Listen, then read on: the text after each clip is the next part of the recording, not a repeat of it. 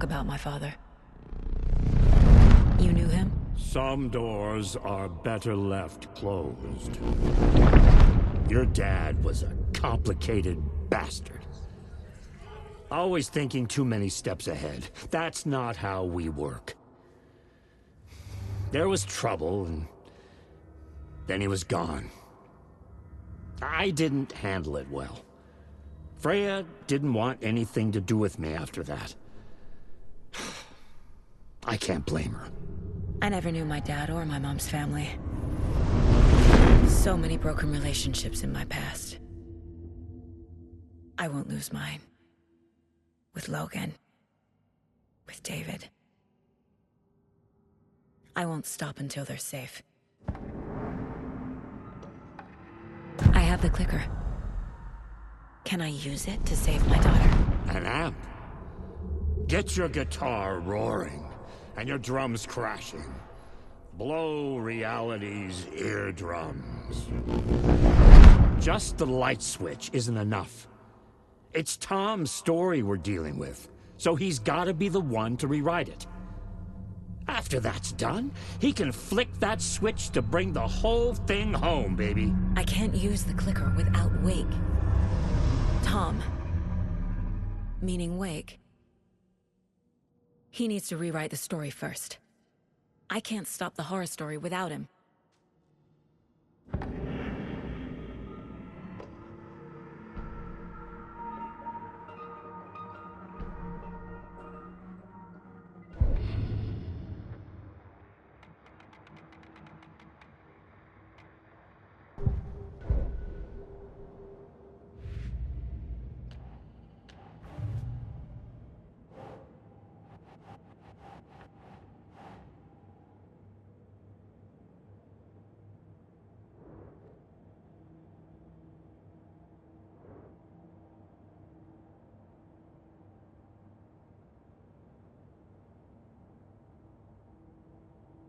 Ugh.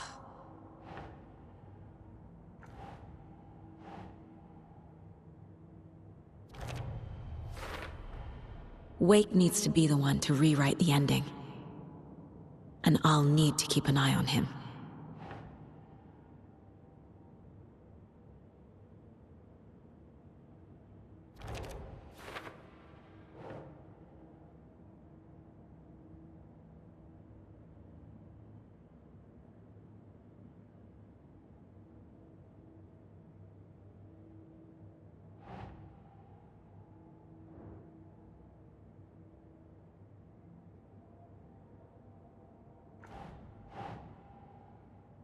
Right. The story doesn't affect me like it does other people. Because of who I am. Because of my family.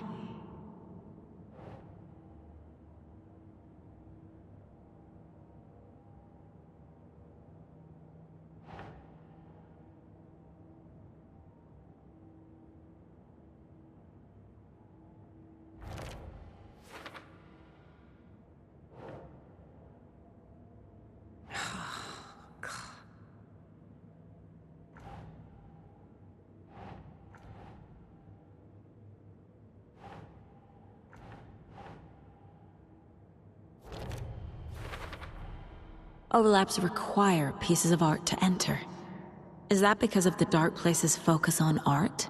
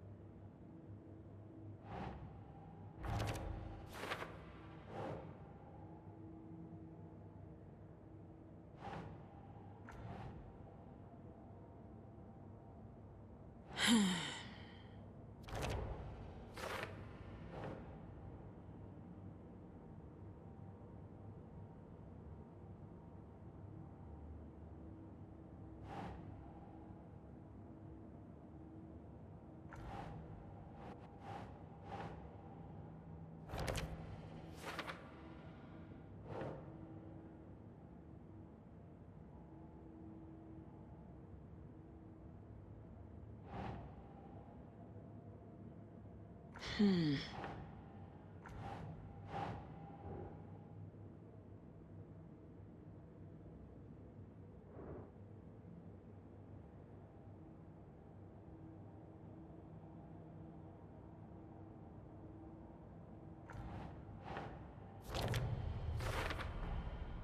and Odin can actually speak with me in my mind place, thanks to their own powers.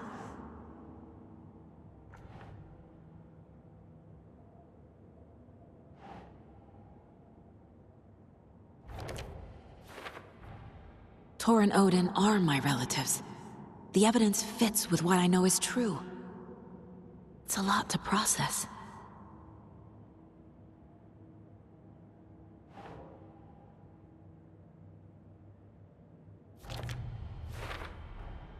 The way Tor behaved, I'm surprised my mom hung around for as long as she did.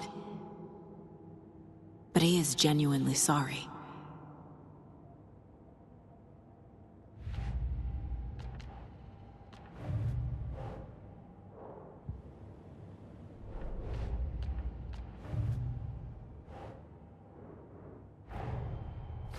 Wake wrote Logan into the story.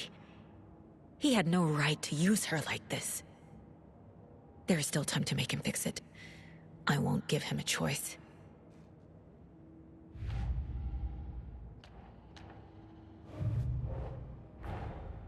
Tor is here, in the overlap. Gotta find him and get the fuck out.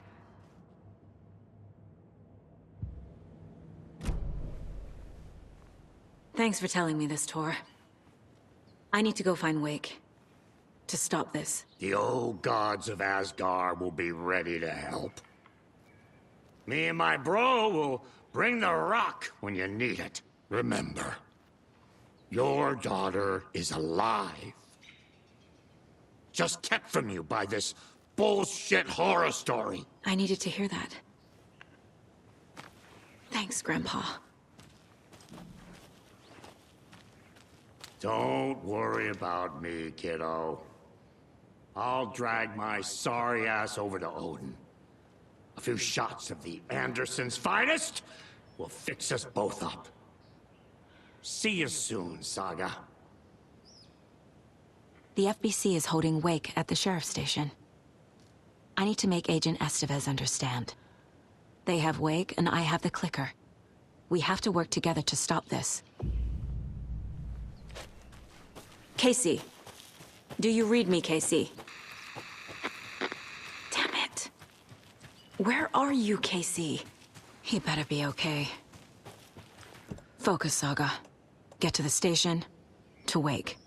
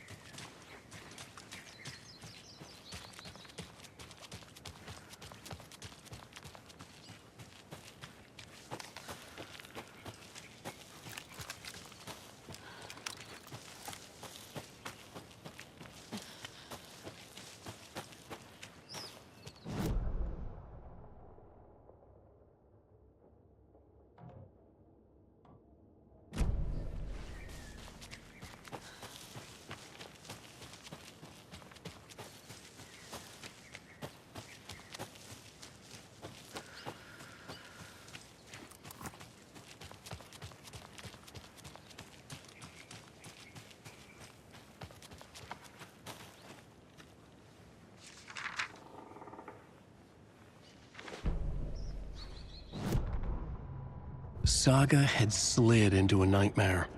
A growing amount of evidence said her daughter was dead. Saga couldn't accept that. Wake said it could be undone, but Wake was gone, in the custody of the Federal Bureau of Control. Casey, her only ally, was gone too. She was alone. Agent Estevez had pulled rank on her, stonewalled her, shut her out of her own case. Saga refused to give up. She needed answers. Tor and Odin Anderson would have some. A family visit then. No one could blame her for that. Saga was trapped in a horror story. It was manifesting itself around her like the darkness of a mental illness, pushing her deeper and deeper.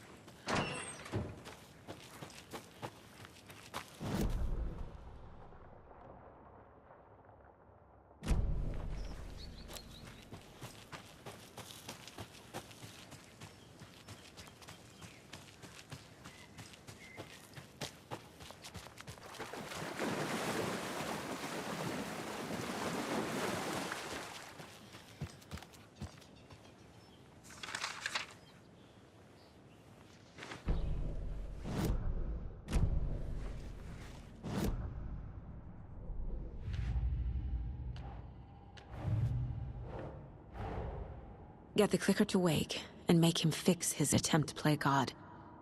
That's the plan. But the FBC have him.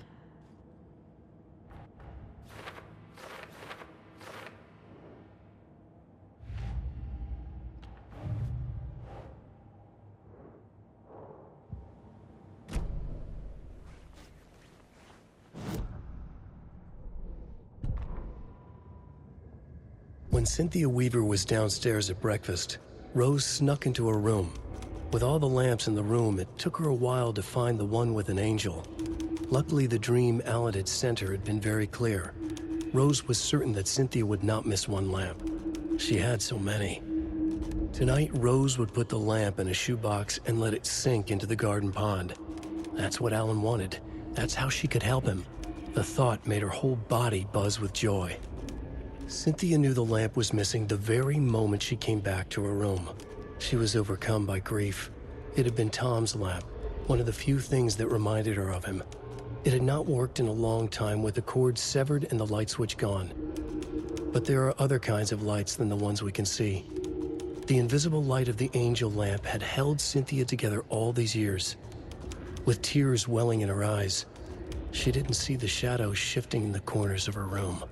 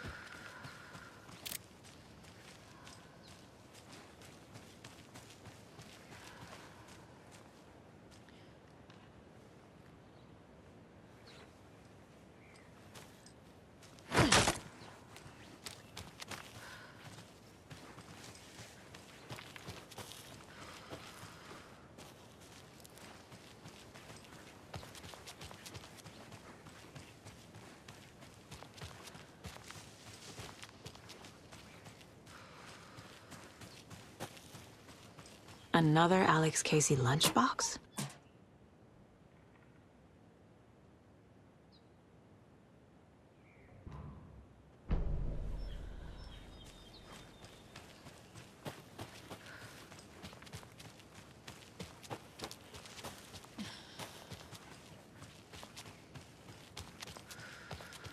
Up next, we had a guest lined up. I have it written down here somewhere. What's this say? Jim Figamore. Figamore? Figamore. I know that name from somewhere, but... Oh, the line's lighting up, so that could be him. Hello, you're on with Pat Maine. Hey, it's Terry. I'm at the Elderwood Palace Lodge and there's been a shootout. FBI everywhere.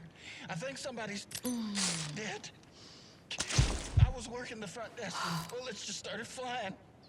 I had to hide under my desk. Oh, gosh, Terry. Clearly a bit of embellishment on your part. But it sounds like maybe Russ Hammond's been hunting quail in the off-season again. Quail? You're not listening. They shot up the whole damn hotel. And that's not all. I swear to sweet Jesus Murphy, I saw Alan Wake walk in before it all happened. Alan Wake. Now, is that one of Mandy May's kids? Alan fucking Wake, Pat, the writer. You've talked about him on the show. He disappeared years ago. Disappeared, you say? Okay, this is all coming together now. See, people were calling in about Wendy Davis going missing, but it sounds like they have her confused with this Alan Walker fellow you're talking about. Terry, you were there last Sunday at the market selling those cuckoo clocks when I came to visit, remember? Pat, no. And who was selling beef jerky in that stall next to yours? Wendy Davis. Davis Family Beef Jerky.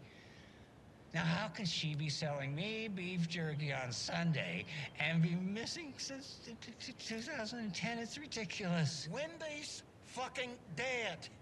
I'm talking about Alan Wake. Jesus, Pat. This is serious. I'm trying to put the warning out. There's something wild going on.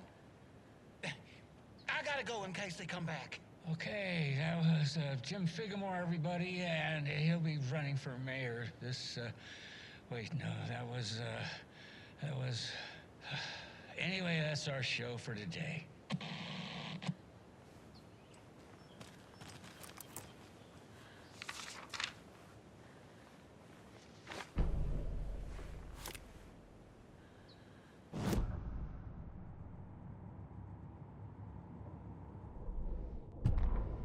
Every night was bingo night at the Valhalla nursing home.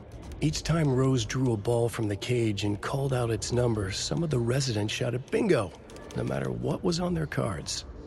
Some of them sat mute, their cards full, never calling out. Some of them would try to steal the ball from her. Some of them would chastise the others for acting out. It was like herding a clouder of cats. Rose didn't mind. She liked cats. She knew she was where she was supposed to be, with her little Vikings, waiting for the hero to come. Tonight, the residents were restless, more so than usual. Ahti was wearing Blum's coveralls again. Tor stood by the phone. Too late.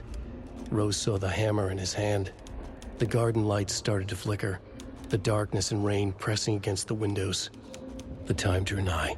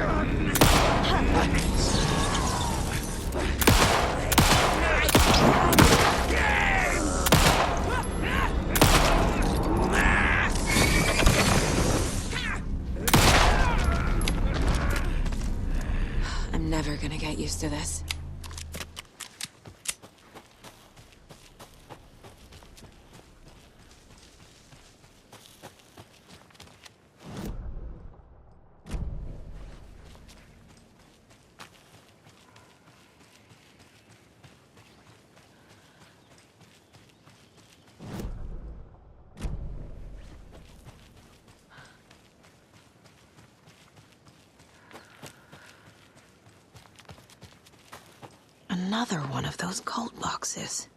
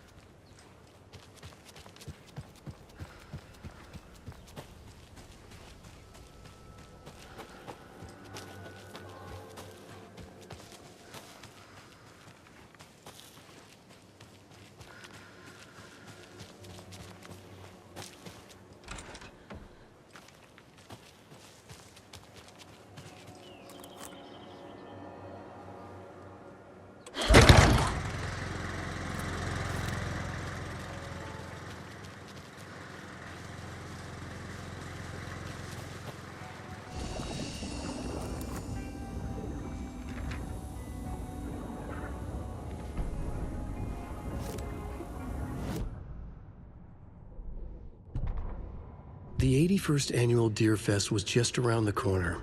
Everyone in Bright Falls was bustling. There were banners to be hung, pies baked, deer masks sold. Bright Falls had made the top 100 American small town lists for its modest, rustic charm. The town expected a lot of tourists this year, but a shadow hung over the Deer Fest preparations. The forecast promised rain. Fearful whispers promised more murders. The police were on high alert. Sheriff Breaker had deputies patrolling the streets at night. Bright Falls was no stranger to odd happenings, but to cancel Deerfest? Out of the question. The townsfolk were anxious, their anticipation mixed with fear. People had restless dreams. The lights seemed dimmer. Floodwater pressed in on the town, and the shadows poured in with it.